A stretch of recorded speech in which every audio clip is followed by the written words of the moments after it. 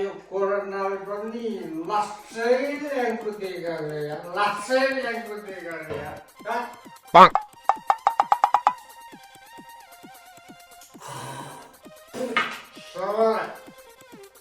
केपी ओली भन्दा ज्यादा रहेछ यार।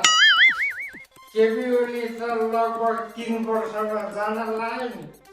यो कोरोना नजाने नानी छैन लिँदैन पुरा। Oh no! के भन्छ हौ यो चुप लाएर बक्सी नखिचिकन। अब रोग र राजनीति भन्ने कुरा एउटै हो। लो के कुरा गर्छौ तिमी?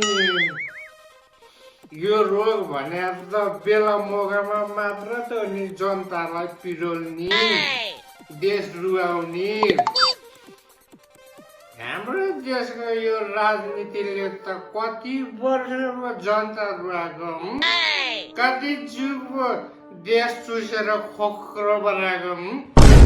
यो रोग भन्दा महारोग हो हाम्रो लागि नेपाली राजनीति। तिमीले कुरा बुझेछ?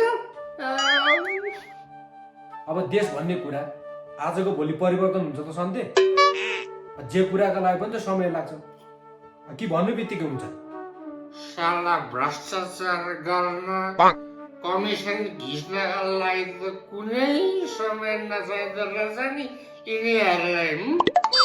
साला देश संसारै यत्रो कोरोनाको महामारीले गर्दा जनता कुकुर मरिराखेको छ। यस्तो बिगडाल अवस्थामा पनि भ्रष्टाचार गर्न, कमिसन घिच्नका लागि दाउ छपेर बस्ने। अरू देशले आफ्नो जनताको कति धेरै माया गर्छ। हाम्रो देशको लडा छोराहरूलाई चाहिँ खालि त्यही सत्ता कुर्सीको मात्रै माया। Oh no! माया झेक्ने यस्तै कुराहरूले गर्दा त मलाई खाउ लाग्छ क्या रक्सी। धेरै रहेछ जिन्दगी। मान्छेलाई म कोरोनाले गर्दा एक छाक भात खान नपाएर मर्ने बेला भइसकेको छ। तेरो भने दसैँ आएको छ। खा कति खान्छस् रक्सी? खानी त हो नि। अब यो देशको उद्योग कल कारखाना बेचेर खाऊ, नदी वन जङ्गल बेचेर खाऊ, देशको सिमेन्ट बेचेर खाऊ, आफ्नो नैतिकता र इज्जतै बेचेर खाऊ भन्ने म यो देशको मन्त्री प्रधानमन्त्री परिन्द्र आफ्नो हैसियत यही रक्सी खाने हो। यही त खाइन्छ नि यत्रै सिधै। खाएरै मर। तँ जस्तो बाँचेर पनि के अर्थ त? यो धरतीको बोझहरू। Oh no! कुरा नगर म बाँचेर यो धरतीमा कसो के बिगार्दै छु र हौ। खाए त खाए, मैले मेरै बाउको खाएँ त। तिम्रो बाउको के खाए? माझेले खासमा मर्न पर्नेहरू त यो देशका भ्रष्टहरू, कमिसन खोरीहरू, देश बेचुवाहरू हो नि। तर के गर्नु, यो कोरोनाले पनि सोझा साझा जनताहरू मात्र लाग्दो रहेछ। Oh no! यो 2-4 जना त यो साला चोरहरूलाई पनि उठाउनु नि कोरोना। लाँदैन हौ, लाँदैन। झन् यस्तो अपराधीहरू धेरै बाँचे यो संसारमा, थाहा छैन तँलाई? तिमी तर जे भन्न है, यसपालिको कोरोनाले 2-4 जना भ्रष्ट चोर नेताहरूलाई लान्छ भन्ने मलाई पुरै विश्वास छैन, कन्फिडेन्ट लाग्छ। त्यस्तो कुरा गर्छस् मुला? अर्काको मृत्यु भएको हेर्ने कुरा नगर। जस्तो पनि हाम्रो देशको नेताहरू हुन्, त्यस्तो कुरा गर्नुहुन्छ? किन हुँदैन?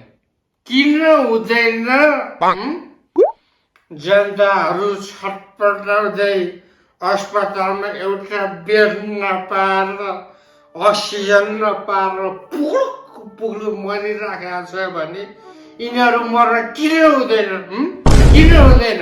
जबसम्म यिनीहरूको शाखा सन्तान मर्दैन, यिनीहरू आफै पनि मर्दैन नि। तबसम्म यो देशका जनताहरूले राम्रो उपचार पाउँदै पाउँदैन ल पाउँदैन अनि यिनीहरू चाहिँ बाँचिरहनु पर्छ भन्ने के छ हौ के छ यिनीहरू देशको लागि बाँच्नुभन्दा मर्नुमा कयौँ गुणा उत्तम हुन्छ कुरा बुझ्यौ तिमी होइन तँलाई हाम्रो देशको नेताहरूसँग चाहिँ यति धेरै रिस उठेको चाहिँ किन हो सन्ते अनि यो देश बिहानेकै यी नेताहरूले त अनि कोमा तिम्रो बाउसँग रिसाउ कि ज्योति मगरसँग रिसाउ हो यो नि त कुरा अब ज्योति मगरसँग पनि त थुप्रै छ नि त रिसाउने हाम्रो देशमा होला रिसाउने तर म चाहिँ कसम रिसाउँदिनँ होइन त चाहिँ ज्योति मगरसँग रिसाउँदैनस् त मगरहरूसँग त रिसाउनै मिल्दैन नि फेरि मगरहरूसँग चाहिँ किन रिसाउनु हुँदैन हौ तँलाई कत्रो ठुलो स्वर कराएको मगरहरू मेरो ससुराली हो क्या अब त बुझ्यौ झ्याग्ने साले के न होला भनेको त त्यसको ससुराली पो अरे हो अनि त स्वामी भन्ने चिज कति ठुलो कुरा हो भन्ने कुरा तिमी अर्काको स्वामीहरू हेर्नेलाई के थाहा छ र हौ धेरै नगो सक्यो होला त रक्सी अब घरमा त भयो त यत्रो रक्सी खाने पैसाले त बरु काठमाडौँको 3 तले बिल्डिङ बनाएर बस्नु नि मुला साँच्ची तिमी रक्सी खान्छौ कि खाँदैनौ कहिले खाएको देखेको छ तैँले जिन्दगीमा यत्रो भयो अहिलेसम्म रक्सी खाएको छुइनँ कुर्बिस तैँले अनि तिम्रो काठमाडौँको 3 तले बिल्डिङ कुन ठाउँमा पो छ